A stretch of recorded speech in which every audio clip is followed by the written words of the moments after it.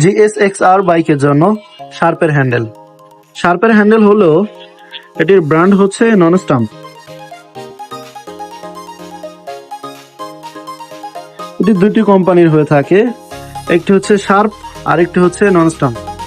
শার্পের যে হ্যান্ডেলটি রয়েছে তার এই জায়গাটায় শার্প লেখা থাকবে, আর যেটি ননস্টাম্প তার এইখানটাতে ছোট্ট করে NS লেখা থাকবে।